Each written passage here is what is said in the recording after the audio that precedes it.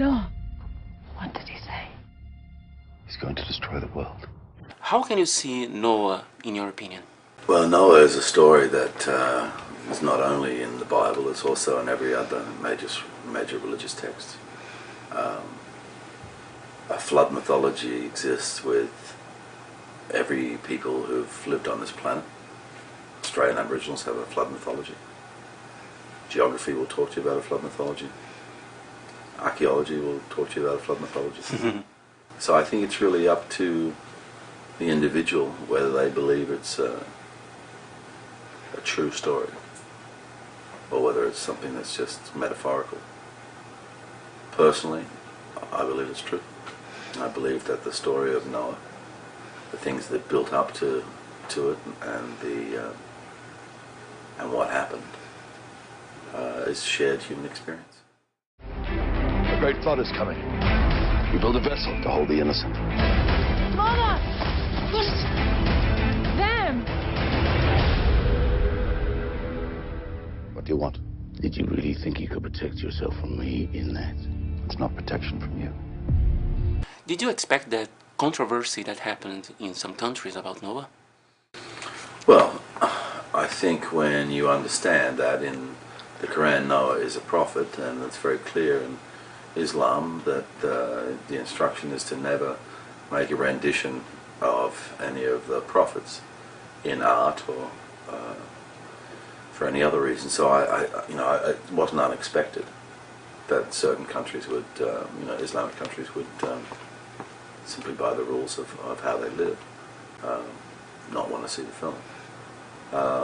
What has been surprising to me is the controversy mainly coming out of America from people who've never seen the film, just making ridiculous assumptions about what the film may or may not contain.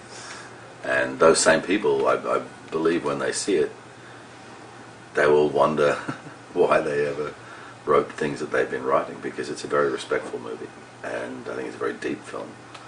And any piece of art that makes the individual examine their faith and think about their relationship to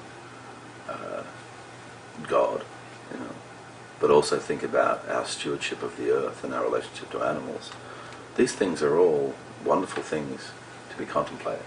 So I think the message of the movie and the power of the movie is something that will outlive the controversy. How was working with Emma Watson? Did you like working I with had a great her? relationship with Emma, yeah. I think she's a very good actress, and she's also a lot of fun to be with. So it was a great cast all the way around, man. Actually, Logan Lerman and Douglas Booth and Anthony Hopkins and Ray Winston is cinematic royalty. So, and of course I have a long-standing relationship with Jennifer Connelly. So to reignite that and work together again in another intense husband-wife story was wonderful. Talking about Ray Winston, he had some problems about the heat during the making of this film. Well, he's English. Huh? He's English. They're not used to summers. Right. And for you, what was the most difficult during the film? The rain. The rain. Day after day after day of rain. Yeah. I mean, there's one thing, most of the time when it rains, we don't elect to just stand there in it, do we? I mean, we get under cover, we put up an umbrella, we go inside, we change our plans for the day. But of course, it's a film, and the requirement is the character standing there in rain. So, and also the nature of a film. Once you get wet, you're wet for 12 hours. So it started to really prey on my mind after a while. Now you are making a movie as a director, right? Mm-hmm. Can you tell me a little bit more about it? Well, I just wrapped the principal photography of The Water Diviner. We shot in Sydney and in South Australia, and also in Turkey, in Istanbul, and in the south of Turkey, in Toulouse and Kayakoy. It was a wonderful experience, man. And probably a life-changing experience. I used to think that I had the best job in the world, but I just discovered a better one. All right. Okay. Thank you very much. Cheers, man.